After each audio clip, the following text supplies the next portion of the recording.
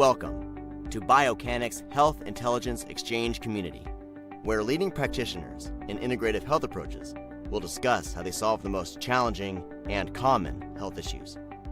These regular Q&A discussions are designed to take a deep dive into case studies and integrative approaches in order to elevate the collective knowledge of both experienced and new practitioners alike. Biocanic's Health Intelligence Exchange, your community for functional medicine. Welcome to the Health Intelligence Exchange, everyone. I'm Nicole Brors from Biocanic, and today I'm joined by Mel Angus from Tempdrop. Today we're going to be discussing a different way to track fertility and gain menstrual cycle insights using their Femtech device. And for those of you joining live today, we will be transitioning to a live Q&A towards the end of this live stream, so feel free to post your questions throughout it and post your questions afterwards as well. Tempdrop is a wearable fertility tracker that is worn on the upper arm during sleep to measure basal body temperature and track ovulation. The data is synced to a smartphone app and can be used in the Biocanic platform, where users can track their cycle, identify ovulation, and gain insights into their fertility and hormones. Mel Angus is the head of the customer experience at Tempdrop and a Certified FertiltyAwareness Instructor through FEMM. With 9 years of personal experience using fertility awareness, using the fertility awareness methods, Mel combines deep personal insight with professional expertise to support users on their body literacy journeys. Passionate about empowering others through cycle tracking and informed health choices, she brings empathy, knowledge, and a user-first mindset to everything she does at Tempdrop. Thank you so much for joining us today, Mel. I'm very excited for this conversation. Thanks, Nicole. Thanks for that wonderful introduction. Absolutely.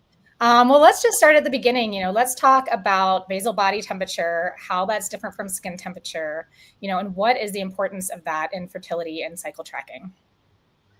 So basal body temperature is our body temperature when we are at rest, or our lowest, temperature throughout a 24-hour period. Traditionally, basal body temperature has been measured upon waking. When you wake first, you could capture that resting temperature rate if you took your temperature upon waking. But why it's important is because it correlates very closely with the changing of the ovulation hormones. So when we ovulate and we produce progesterone after ovulation, that has a thermogenic effect on the body. And so our basal body temperature, when consistently measured across the course of the menstrual cycle, can actually help us capture that time when we ovulate. So it's very valuable in capturing the ovulation event.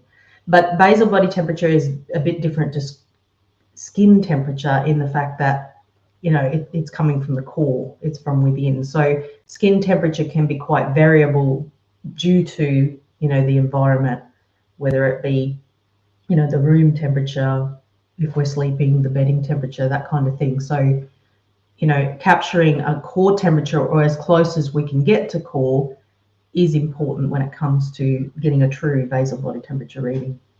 Absolutely. Thank you so much for that clarification. And I know when it comes to basal body temperature, I actually did have people in my practice. I did have some of my clients doing this.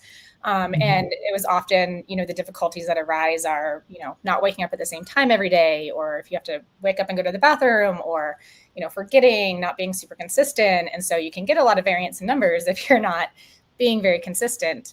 And, especially for people that have children or different work schedules.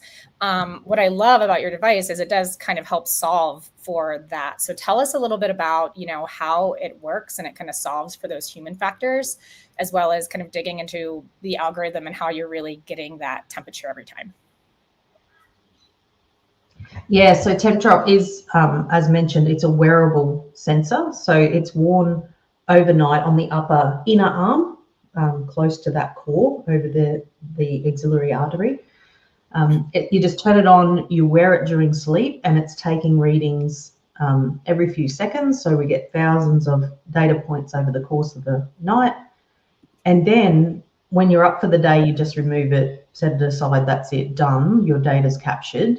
And then whenever you're ready, you open the app, sync it to the app, and then that data is run through the algorithm which helps to, you know, filter out all those variables that we spoke about that can come from the environment, from movement, from disrupted sleep, and it gives you that temperature reading every single day, or every single night, I should say. So it just takes all that stress out of trying to capture a BBT tradition, you know, the traditional way of manually capturing it upon waking. So just wear it during sleep, sync it to the app, and you've got your information. And then within the app, the other component is it does have a very comprehensive fertility tracking app, which means that users can add other symptoms related to their fertility or their mood, whatever it might be, all in one place into the charting app.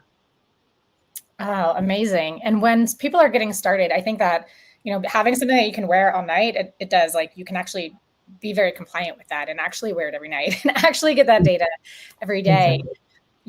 Yeah. And so are there any kind of common issues or problems of people like wearing it incorrectly, or is there anything people need to know when they start wearing it that practitioners should be aware of if they're telling their clients to wear it, like questions that might come up?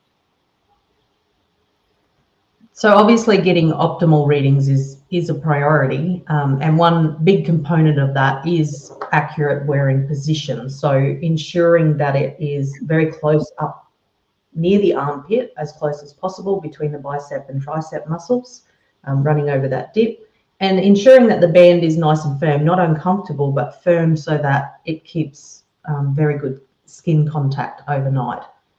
Just like a normal thermometer or a traditional thermometer, we can't be moving it around while we're trying to capture a reading. So those are just the two things, just remembering to get in the habit of turning it on before sleep. So Tempdrop's that little bit different in that it doesn't just come on and off itself. It's not, or it's not just on all the time. So turn it on, position it well, ensure that the adjustment is nice and firm on the arm, which is quite easy because the band is designed that you find your adjustment, lock the band in place with your adjustment, and you just slide it up and down each night. So you don't have to be undoing it, doing it up.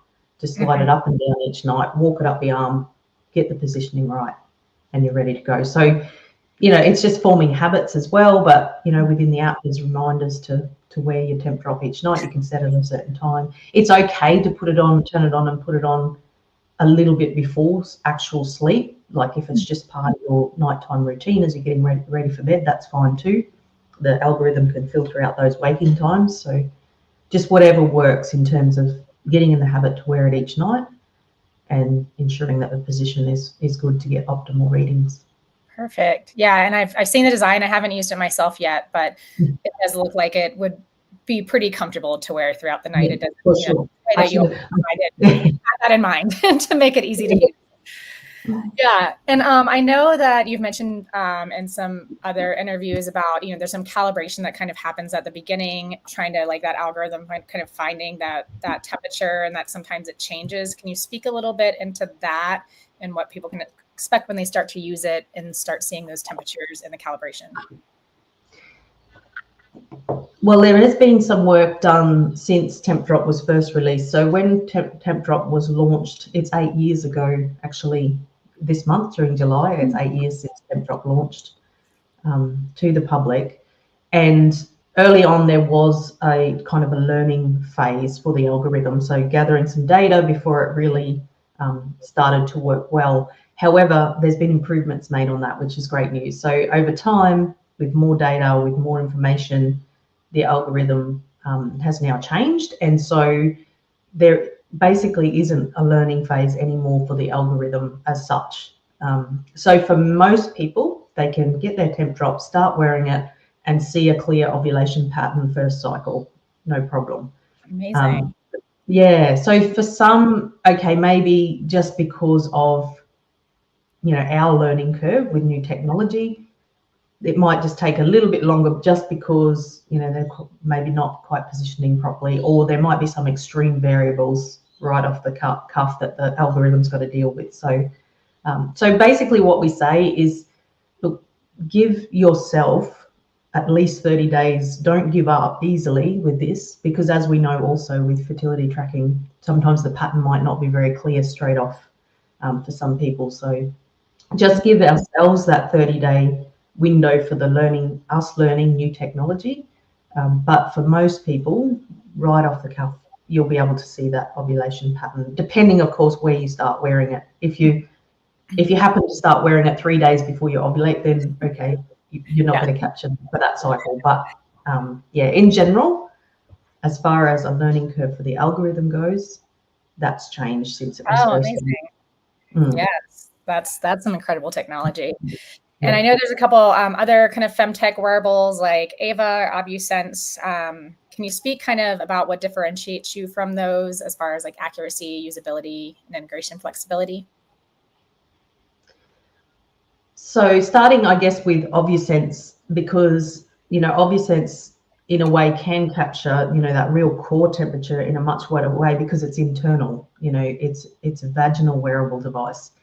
However, that in itself presents a problem for many people, as you just imagine straight away. Wearing something like that every single night for perhaps weeks, months, years even, is just something that might limit many people from purchasing one of those and using one of those. So that in itself is an issue. Tempdrop solves that problem because it's not invasive. It's external. It sits in a place where honestly you don't even know you're wearing it once you get used to that feeling on your arm.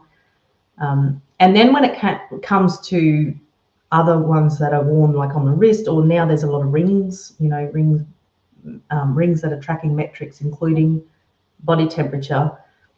Being able to capture an accurate temperature, an undisturbed temperature from the extremities is quite difficult. That's got a lot more challenges around it. So obviously you're further away from your core, it's more exposed to all those environmental movements, temperature variations. So again, we believe that Tempdrop is more accurate because it's closer to the core, and our algorithm, the patented algorithm that is really the magic of Tempdrop, has that ability to filter through all that potential disturbances that come, and they're even more complex when it comes to extremity temperatures. Yeah, I can imagine that. Thank you for speaking into that. And, when we're thinking about getting those accurate temperatures and maybe some of the variances we might see as practitioners, are there any supplements or foods, things like alcohol or viruses that can affect our basal body temperature? What are those? Is there any solve for those? Or is it something as practitioners, we need to account for when we're trying to look at the client data and interpret it? So obviously anything that can affect our body temperature could potentially affect our reading. So you mentioned alcohol and especially illness. Illness is probably the biggest one for Tempdrop. The Tempdrop algorithm is pretty amazing. It can filter through so much of these things that once upon a time with traditional temperature taking would mean you don't get a usable temp, like especially like alcohol use, travel, poor disturbed sleep. Those things, on the most part, it can handle pretty well. However, we still urge users, make a note, because you just don't know for you personally what it might do. But when it comes to illness, it's best not to wear Tempdrop while you're knowingly unwell. The chances are that your body temperature is going to be disturbed. You're fighting off, especially during sleep. Like even it can pick up that mild fever more so than a waking temperature, because it's often during sleep, as we know, that our body's fighting, isn't it? Like it tries to take that time to fight those things off, and so you might end up with a temperature that's disturbed. So if you know you're unwell, don't wear it, because you're going to end up with a very likely unreadable chart anyway, a disturbed chart. Just have to work through that and rest and stop stressing so much about our cycle for that moment. Unfortunately, life gets in the way when we're sick. Take care. But most everything else, make a note. Practitioners should have some sort of note that, oh, look, there was alcohol at this time, or I did travel, or I did change medications. Certainly medication changes in some ways can affect temperature, especially if you're dealing with thyroid, treating thyroid conditions. obviously if the thyroid function affects our body temperature. So you might just see a change in range depending how somebody reacts to that treatment.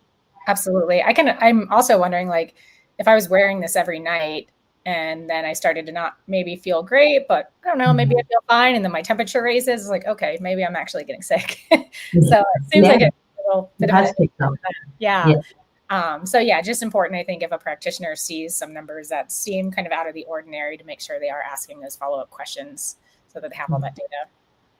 But I love that it does, solve for so many things other than that.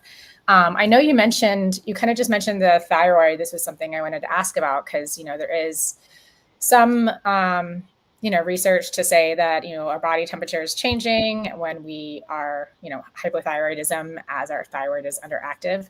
And I know there's not a ton of research about this, and it's a little bit different with skin temperature and body temperature, but is there anything that you all have done as far as looking into the relationship with temperature and thyroid issues, or is that somewhere that you all are interested in going now that we're collecting all this data? I would love for you to just speak into any kind of insight you have on that as well. I know there's a lot of practitioners that are, dealing with hyperthyroidism, Hashimoto's, and things like that.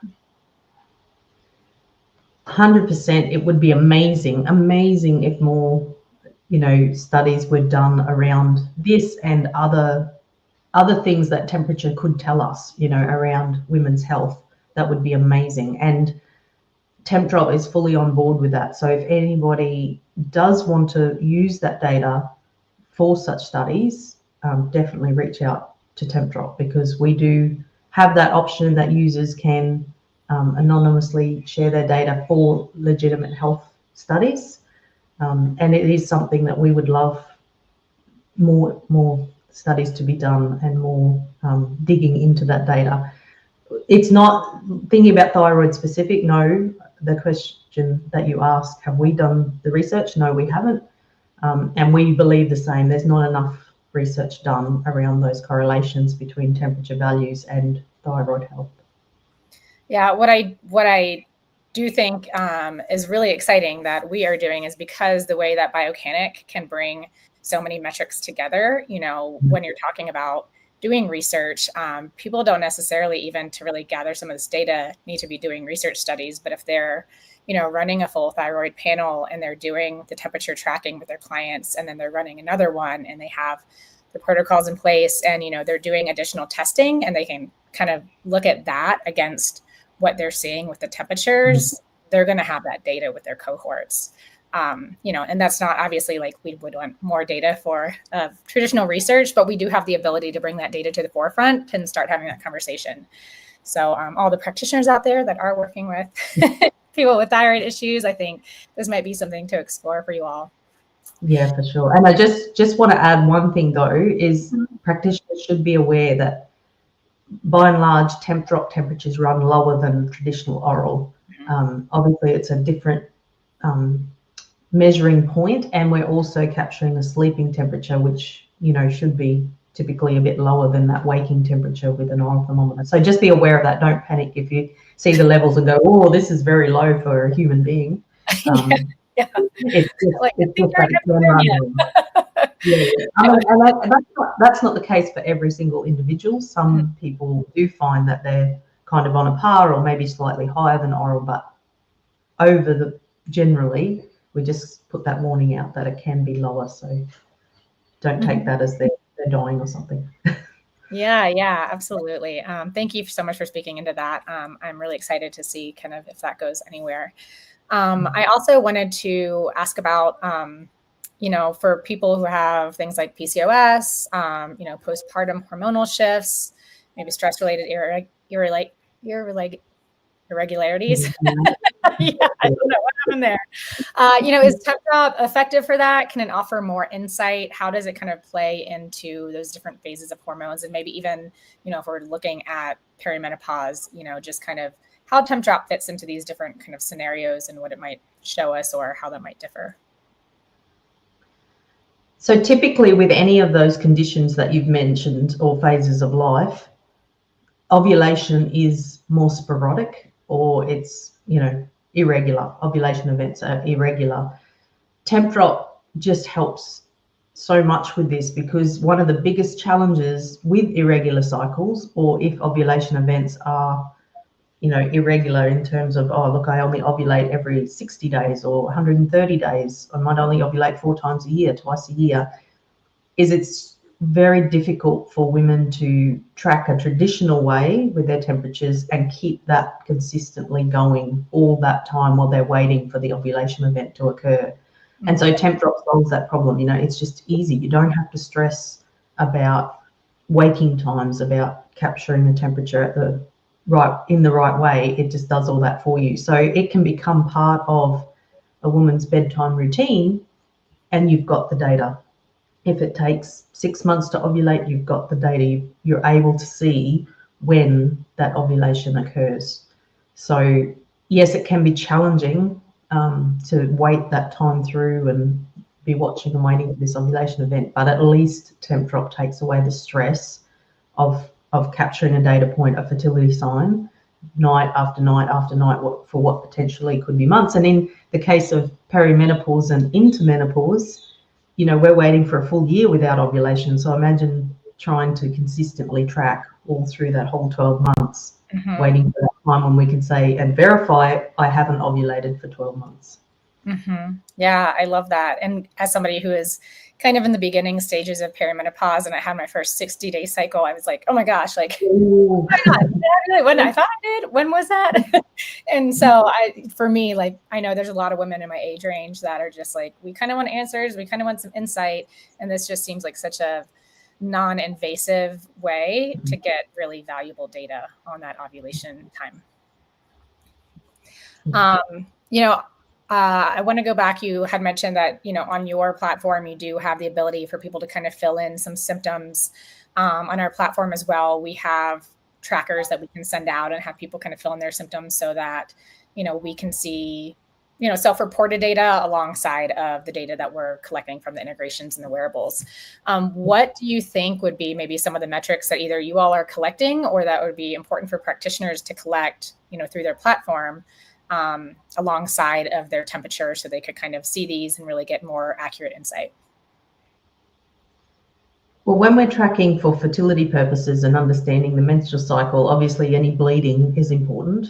So having those bleeding patterns, along with that, other fertility signs. So if she were to be able to track her cervical mucus, that would be super, super helpful, because cervical mucus, along with basal body temperature, they work hand in hand. It's just that extra cross-check to be able to identify clearly an ovulation event.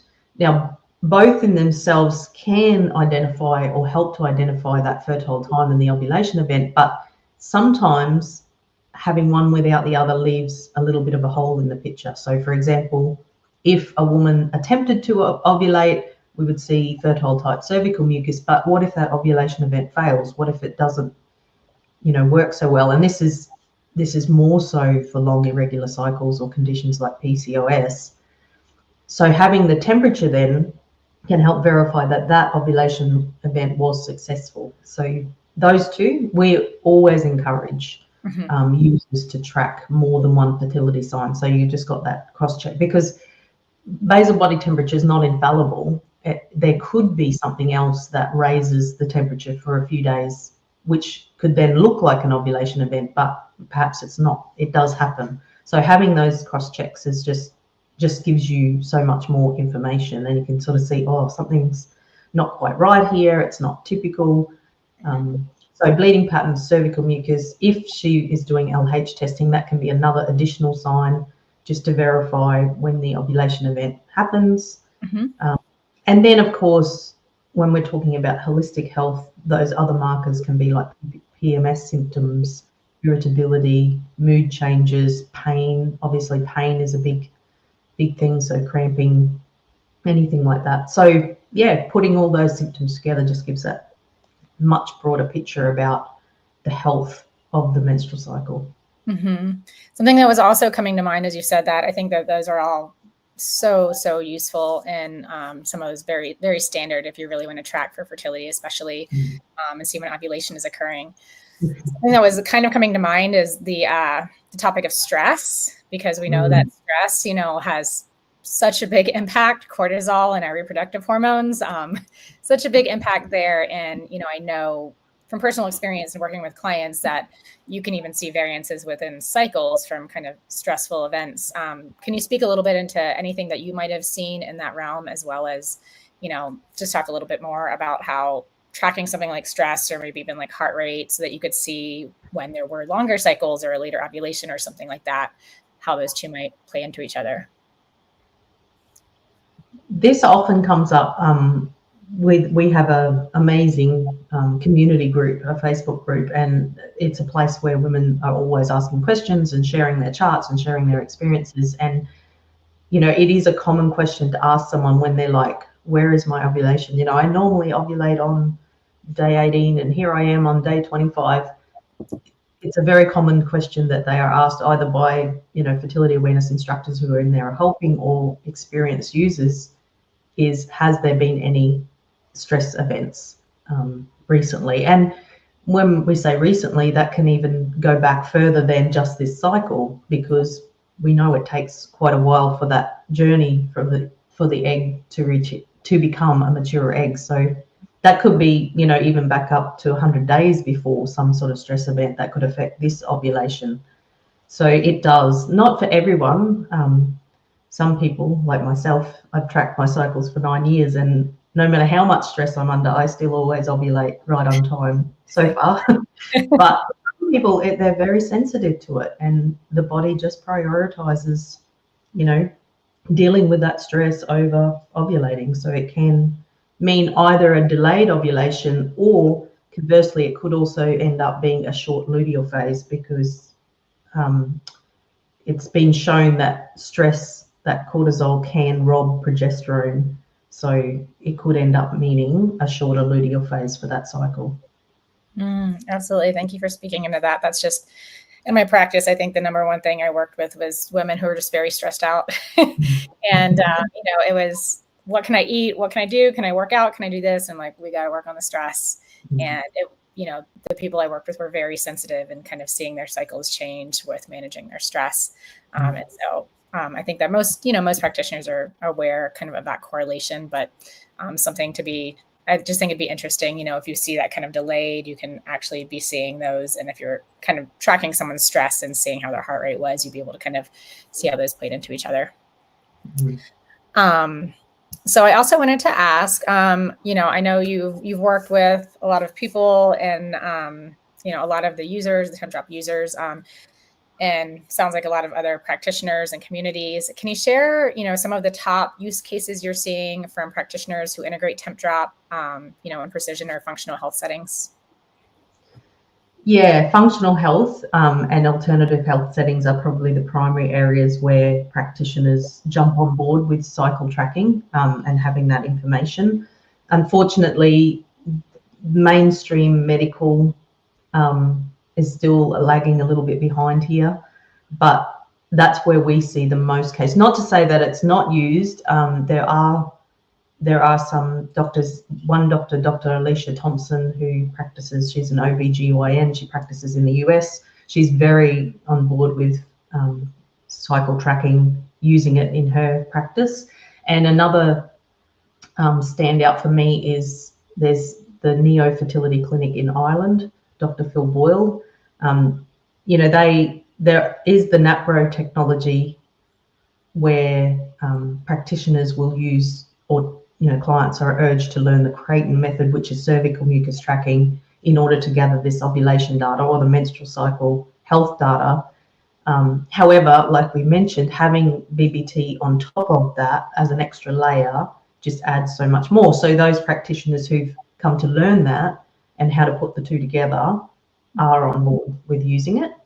But by and large, it's our functional practitioners, so naturopaths, acupuncturists, health coaches, dietitians, and many of those, or a number of those, we've actually partnered with and are Tempdrop ambassadors or affiliates with Tempdrop, because they love the device and they know that that extra data can just bring so much to their clients and their practice. Yeah, I can see that. And I know, there's kind of two sides. There's the fertility. Hey, I do want to get pregnant. And then there's for me, I worked with a lot of younger women who were like, I don't want to get pregnant, but I was put on birth control many years ago and I want to come off, but I had so many symptoms. And so, we would work on doing all that. But afterwards, it was a question of like, okay, now I still need some kind of birth control. So it sounds like, this is such an important part, using this along with like cervical mucus tracking to really get that insight and use it as kind of a natural birth control method. Can you speak a little bit to that? And are there any other markers if they were doing that you would want to encourage them to use or see? Yes, I'll preface this with the fact that Tempdrop is not it's not an approved contraceptive device. So I just need to, put that out there.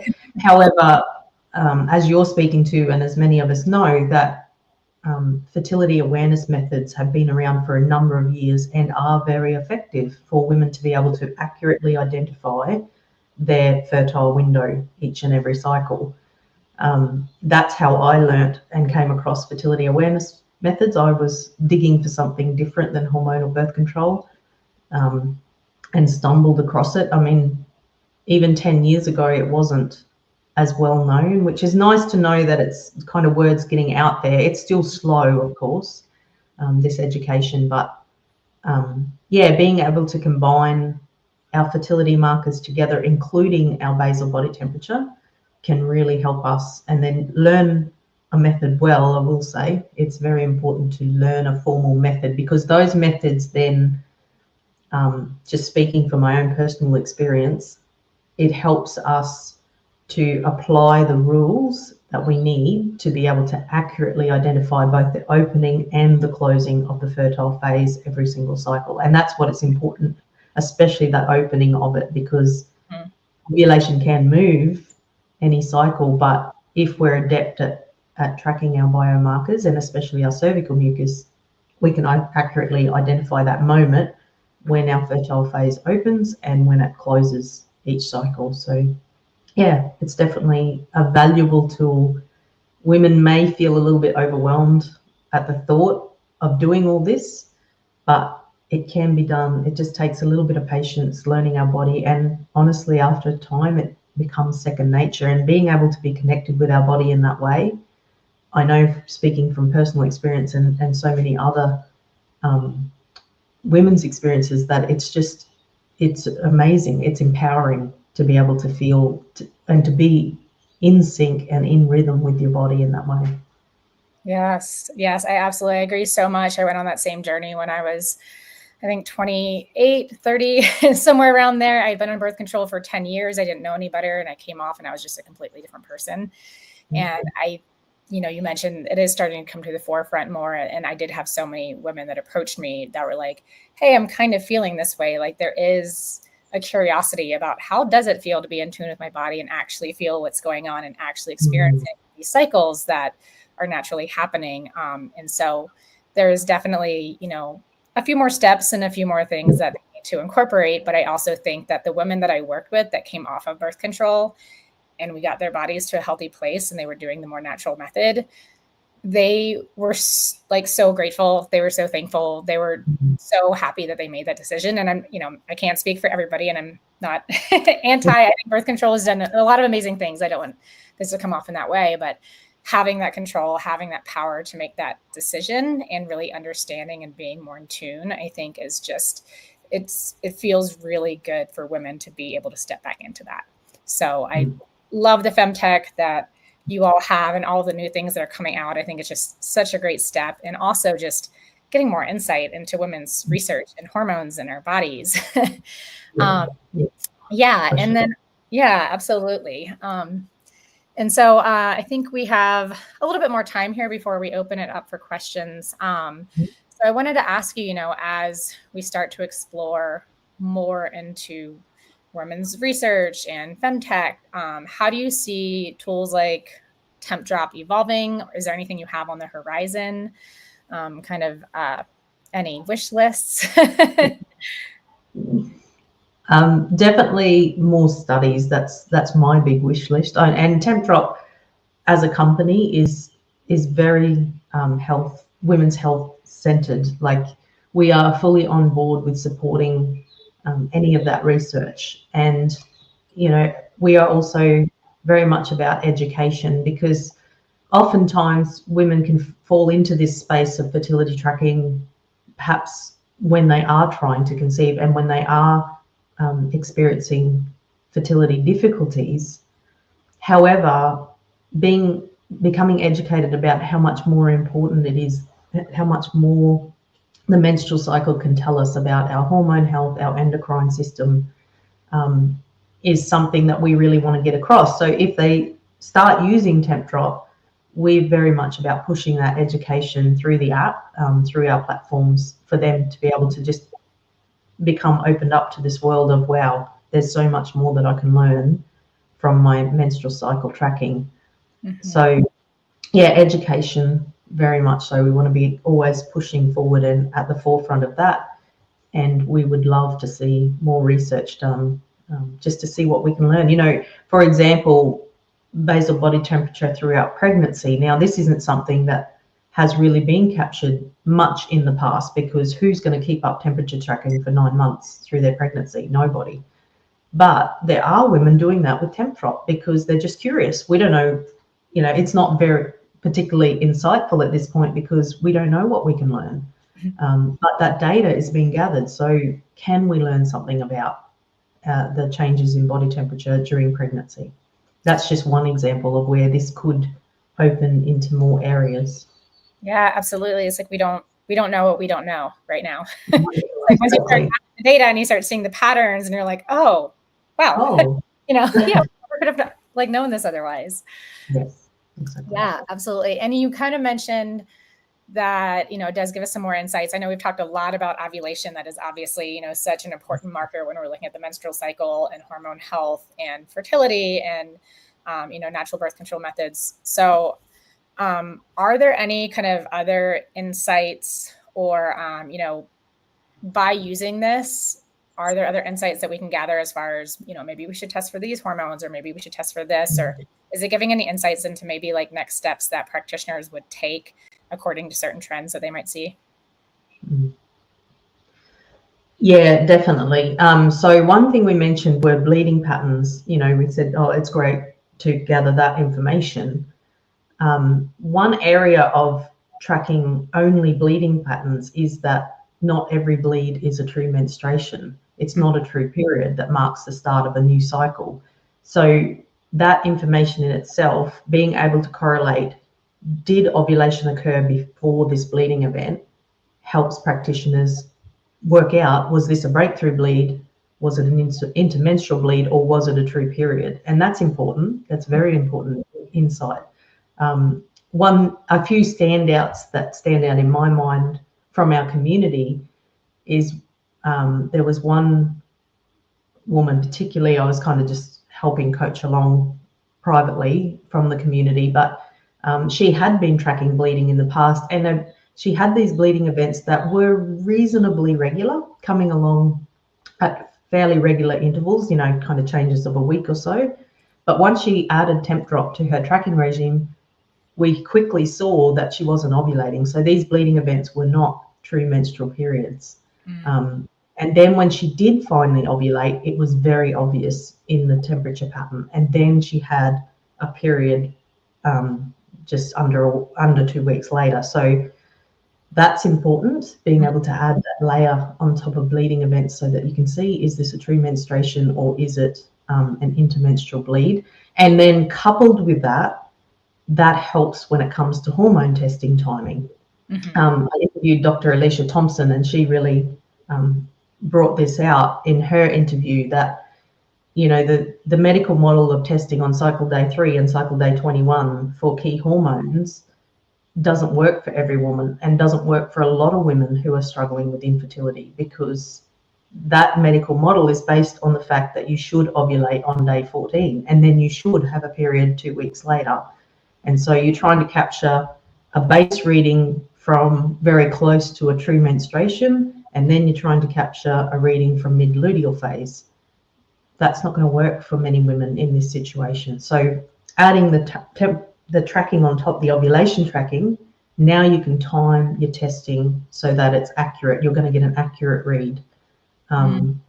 Again, it comes up a lot in our Facebook community where women are scheduled to have a progesterone test mid-luteal phase, but they've sort of been encouraged to go on cycle day 21. And then we see their chart and go, well, you haven't ovulated yet. Obviously, it's going to be a no reading. Or if you ovulate, for example, on cycle day 20, well, the day 21 reading is going to be low, but it hasn't captured the mid-luteal phase. So that can be, lead to perhaps medications or whatever the treatment is, but it's based on an inaccurate reading. So yeah, very, very valuable to even those just two things, being able to verify the bleeding, being able to verify when a cycle starts, when ovulation occurs, and then target those tests so that, a comprehensive picture can be gathered.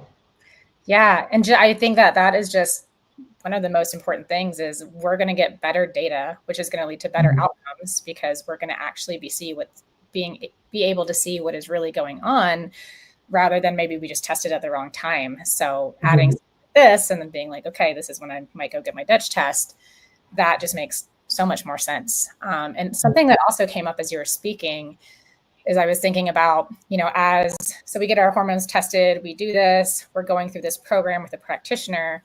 If we're constantly kind of measuring our body temperature and we're kind of measuring our bleeds and tracking all of that, for somebody who is working with irregular cycles and trying to, start ovulating again if they weren't, or just have healthier menstrual cycles, I feel like this is an indicator we can start to see that even if you're not completely feeling that. There's the data that we're seeing like, oh, now you actually are ovulating, whereas you weren't before, and they're like, maybe starting to see some of the changes, but I feel like it's another metric that really helps with, as a patient or client, that accountability, that feeling that you're actually making progress, when you see these markers like, oh, wow, my body, some people aren't very in tune with their bodies and they will feel that, but, that is also like a metric that they can actually see improvements going along with that. Yeah, and we could probably see that, especially, we haven't really delved into it, but the other important factor is, luteal phase length, being able to see if there's luteal phase deficiency, and that's something else that you'll be able to see. And if you do, like you said, implement some change or medication or supplement or lifestyle change or diet change, well, now you've got the ability to watch to see if that whole menstrual cycle pattern is improving. And I know for me personally, as somebody who's a hormone health nut, I watch my personal patterns every single cycle, and I can now understand, because I know my personal patterns, when things are changing, when it's, and that'll be my check-in to go, oh, what am I neglecting? What do I need to dig back into to just improve that again? Yeah, I'm really excited to actually try this out, and I'm perimenopause, my cycles are a little bit all over the place, so I get a little bit more. It's important, and especially I think too, as we spoke about the bleeding, because during that perimenopause is a time where intermenstrual bleeding can happen, and we don't want to mistake that for a cycle, because what if it's something else that's happening? And when we get to this age, that's when things start to can go haywire. So it's just a way of tracking, look, is there something else affecting me besides the perimenopause phase of life? And are there any specific, if you want to share, if you don't, like any specific personal experiences using Femtech devices like Tempdrop or anything else that kind of gave you some really big insights or just were kind of interesting that, you may want to share with the audience? So my personal story is a little bit, or very similar to yours by the sound of it, that I didn't discover fertility tracking until I was in my mid-30s. I always blindly believed that the only way to avoid pregnancy was hormonal birth control, but something in the back of my mind always made me feel uncomfortable that I would spend, so long on hormonal birth control. And I knew a little bit that it could affect my body adversely, and it was, but I also felt stuck in that, oh, well, there's no other way. So for me, it was a light bulb moment when I discovered fertility tracking and I started to practice it, it blew my mind to be able to experience natural cycles and my body's natural hormones was incredible. It did change my health. It changed my life. I keep saying that. And it also, changed things within my relationship, my marriage, because I was a different person on hormonal birth control. So yeah, for me personally, fortunately, I was a person, even though I'd been so long on hormonal birth control, that my cycles returned regular quite quickly. But I was also doing a lot for my health at that time. So it was sort of a time I got to my life where I was like, I'm so sick of feeling unhealthy. I'm so sick of struggling with brain fog, with, pain, inflammatory pain, and all those things. And so it just kind of correlated together that I was doing things in diet, lifestyle, and then the transition away from hormonal birth control at the same time. But like I said, I track my cycles diligently. Tempdrop makes that easy for me to get that BBT data, and then I use it to monitor my health as well. So whenever I see my cycles start to go a little bit wonky, I'm like, something's not quite right here. So it's just that, that ability to have something almost like this diagnostic tool right in front of me every single month, every week, every day even, that personally I just get very passionate about it, and I think all women should be tracking their menstrual cycle to gain these insights, because it's incredible. And then when you're in the community, as I am in the Tempdrop community, and we see the stories and we see women struggling with infertility especially, but then that correlates into often irregular cycles, menstrual cycle irregularities, and how much that impacts their mental health. It really is heart-wrenching for me seeing that, because there is such a strong correlation between menstrual cycle health and mental health. Oh yes, 100%.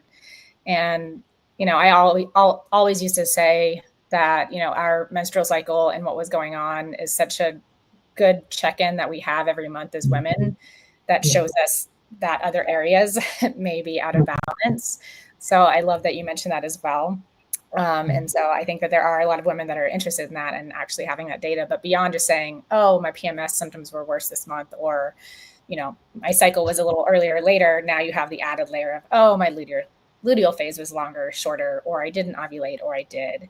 And then that gives even more insight into that check-in time for us. Yeah, thank you so much for sharing that. That's this is super insightful so far. I'd love to transition to our audience Q&A. So thank you to everyone who's been posting questions in the comments. We will get to as many as we can. And if you're watching this as a replay, feel free to post your questions in the comments, and don't forget to subscribe so that you never miss one of our live streams. So I will get to the first question. And we kind of talked a little bit about this, but how reliable is Tempdrop for clients with irregular cycles due to PCOS or a hypothalamic amenorrhea? And are there any interpretation nuances practitioners should be aware of in those cases? Yeah. So the Tempdrop app, besides the sensor that's gathering that data, that's very important. The Tempdrop app itself, if users would like it as an option, also has a premium option which can interpret that cycle data. Now, for those with irregular cycles, the Tempdrop app won't try to predict ovulation. It won't put predictions in, which is important, because some apps do try to predict, and then that can lead to, people becoming confused. Oh, it said I should be ovulating, or I have ovulated. But so take the predictions out of it when it comes to irregular cycles. However, you can still interpret the data in real time. So if they're tracking cervical mucus, for example, that could show up as a fertile window in the app, and then, or, start of fertility, fertile windows open. And then once we see that temperature shift, and if they're tracking the cervical mucus, the drying up of the mucus, then you can verify ovulation based on that data. And the Tempdrop app will do that if they want that, if it's an optional, the premium subscription is optional. However, if you're working with a practitioner who has a chosen fertility awareness method and would prefer that the person interpret their data using that, you can just do that, whether it's within another app or the Tempdrop app also has a manual mode where you can set your own cover line, temp shift, peak day. So those options are there. But as far as the original question about irregular cycles, no problem. It's designed for that, and it can just help women consistently get the data that they need or you need to be able to identify when ovulation finally happens. Yeah, just giving, even though they might be irregular, you're getting insight as to kind of why they, not necessarily the full why they were irregular, but what's happening to make them irregular. Yeah, and I love that also you don't make the predictions for fertility, because I think that, especially some people that I was working with are just relying on the app and they're looking, oh, this is my fertile window. And just being very clear about that, I think is more empowering, because you're not trying to just say, hey, we're guessing, take this as truth, but there's actually not enough data for you to be able to read that. Not with irregular cycles, no. Yeah. There's no way of guessing. There's no way of guessing when. Totally. When yeah. So Jess asked, I was on birth control for over 10 years before I got off of it. I have noticed now, being off it for about 10 years, that my personality has changed, as well as my tolerance for stress and my ability to get over chronic illness. How could we help clients with prepping for this change while using alternative fertility tracking using Tempdrop? So that transition phase, I guess, is that the question? I'm just understanding. Yeah, I think it's, when we were talking a little bit earlier about, I had a lot of clients that were coming off of birth control. There was a lot that we did to get them ready for that kind of transition. And so kind of speaking into that, how can you help them kind of prep and get ready for that? Yeah. Again, being able to have an easy way to collect your body temperature data with Tempdrop with the sensor is a key piece of that, because if someone's trying to transition away from hormonal birth control, they've never sort of thought about their ovulation before, their menstrual cycle before, and then you ask them to, hey, start taking your temperature every morning before you properly wake or before you get out of bed, very likely they're not going to do it. It'll drop off, especially if you're trying to grab this as a way of tracking their transition, because for some it can take much longer before ovulation returns regularly after transitioning away from hormonal birth control. So yeah, Tempdrop's going to be the answer, in the fact that, hey, use this device, we'll get the data, you don't have to put so much effort into it, but at the same time you can all in one place within the app track these other things, like the PMS symptoms, the symptoms we spoke about. You can put it all in one place just to make it easier if you wish. So just that, and also preparing them that it's not going to be textbooks right off the bat. I mean, it might be if you're fortunate, but it's probably not going to be textbooks. So yes, okay, learn how to track your body's fertile signs, but also don't have that expectation that I'm going to see textbook cycles straight away, is an important piece of information that should be known as they do this transition process. Yes, thank you so much for that insight. For practitioners that are already using Biocanic with clients, how do you see Tempdrop's integration being able to improve interpretation? And are there any protocols or workflows that you've kind of seen best? And something that is just coming to my mind is, if we can actually see what phase of the cycle we're in, and then if we are collecting other metrics, kind of seeing those correlations. But I would love for you to kind of maybe speak into how that might work for a protocol or program.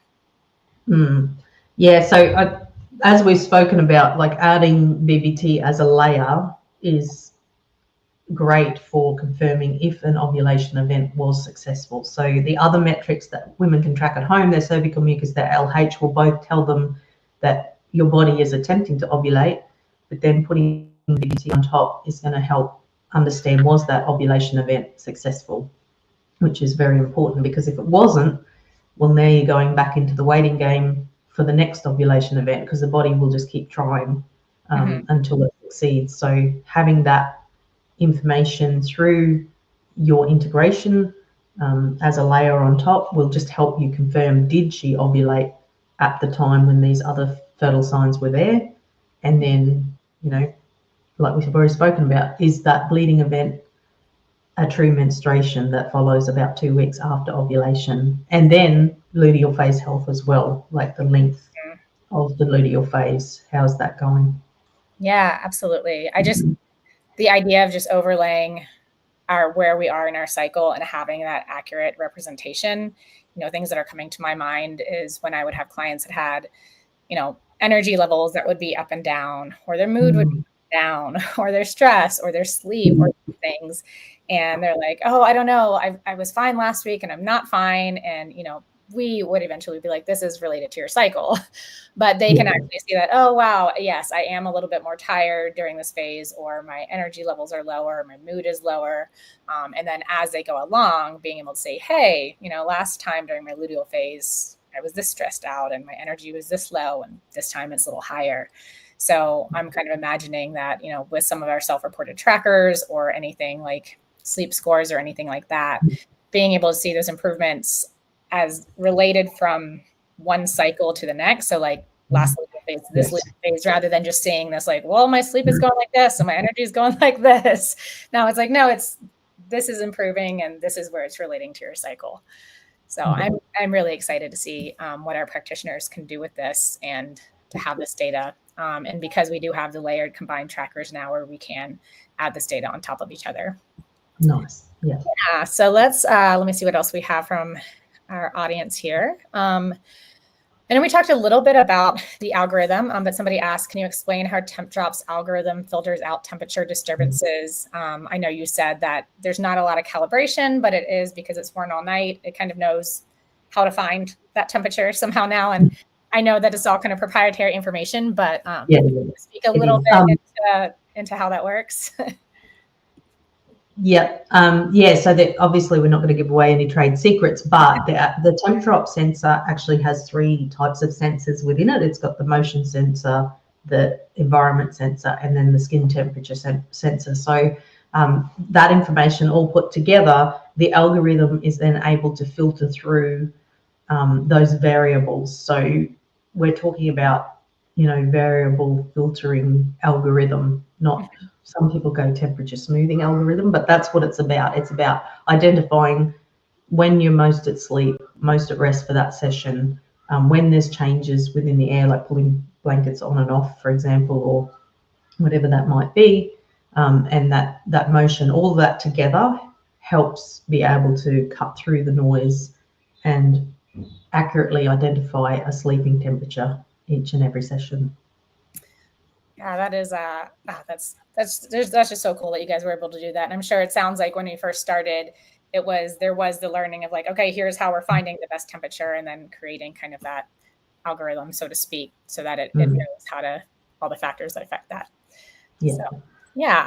We do have a few minutes left here. I was going to go ahead and share my screen here and kind of show our practitioners how easy it is to have their clients set this up. So let me share my screen here. Okay. I know for those of you listening, you're not going to see what I'm sharing, but I'm just logging into our Biocanic, our health intelligence platform app for practitioners. And to log into your Tempdrop account, it is as easy as clicking this Add Tracker button. We're going to go to Add Tracker. They're going to find Tempdrop, and then they're going to put in their email and their password, sign in. And then I'm going to choose whether I want this in Celsius or Fahrenheit. So this works for both. And I just click Create. And now we can see that data. And if this data, we can see this for the week, month, year. We probably don't need to see all. And then if we click into that, we'll also be able to see any dates that we choose, as well as a little bit bigger scale. So you can really see that nice curve as we go through. Yeah. And as I'm in here, is there anything that you wanted to speak on about, the integration or anything else to be aware of? To be aware of. I don't think so. Just, being able to see, I mean, temperature patterns are definitely a pattern over time that you need to concentrate on. So having that ability to click in, spread that out, choose some dates, narrow down cycle by cycle. If you have the cycle day one information from your client, that's pretty awesome. And then you'll just get that, you'll be able to see that pattern over time. And if you can see, if you can change to maybe a few months of data, so maybe 3 months or something like that.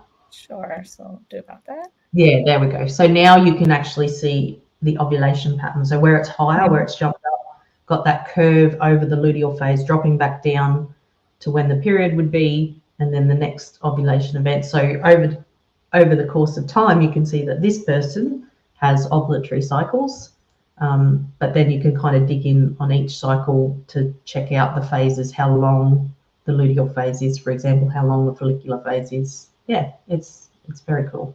Absolutely. And for those of you who are just listening, we are looking at a chart that has 3 kind of mountain looking like tips. So that's what's kind of signaling that these were ovulatory phases that happened here.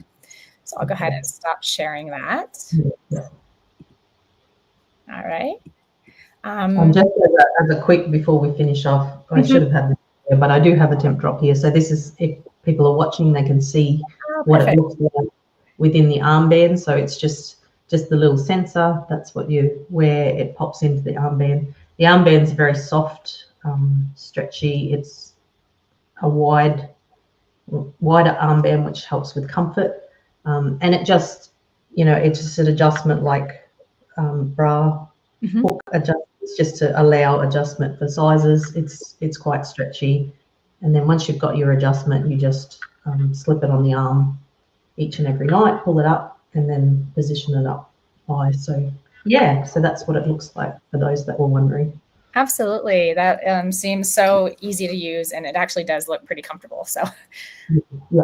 For sure. Thank you so much. This has been a great discussion, and I am so grateful for companies like yours and devices like Tempdrop, and just this surge in Femtech and the functional medicine space, as well as the ability of our platform Biocanic to really bring all of this information together. And I know that the research in women's health still has a long way to go, but there's so much potential for clinical insight with the ability to overlay this cycle data with other metrics like sleep, CGM, energy levels, stress, etc. So thank you to Tempdrop for all you're doing and for being a partner and for really helping us bridge this gap. And I also want to thank all of you who've joined us today and those who have asked questions. If you're watching this as a replay, you can still get your questions answered. Just post them wherever you're watching beneath this. And thank you again for joining me today. Before we get off, where can people learn more about getting started with Tempdrop and working with you and connecting with your team? Yeah. So our website, tempdrop.com, that's easy to find. Jump on the website where you can find information. There's FAQs there, easy to contact our team through the website. But also we want to highlight that we do have an affiliate program for practitioners, for anybody in the women's health space. So I think there might be a link being sent out as well that'll go with this interview. But the affiliate program just means that you can get a code to be able to share with clients, with people, to be able to give them a discount. And then also you can earn through that, starting off at $15 per sale, but then it can grow depending on the tier levels. So we are really interested in partnering with practitioners, especially because it means that, we can get the word out there more, and conversely, we can also help you spread the word about your practice, about what you do for people as well. So that two-way partnership is something we really want to get more of, and would love for people to check out the affiliate program. Amazing. Yeah. And I think this is going to help a lot of people get a lot better client outcomes as well. So we will add the link to that affiliate program in the show notes, as well as wherever you're watching this. If you're listening to this on a podcast, be sure to hit that subscribe button so you don't miss any of our live streams. Our next one is coming up in 2 weeks with guest Dr. Tracy Gappin. And in our HICS community, join us next Tuesday, August 5th at 10 a.m. Pacific time for another business practices takeover by Jeremy Malecha live via Zoom. Thank you so much again. This has been such a great discussion, and I really look forward to seeing what comes out of this with all of our practitioners in our partnership. Thank you, Nicole. And yeah, thank you for partnering with us on the Biocanic platform. All right, amazing. Have a great one.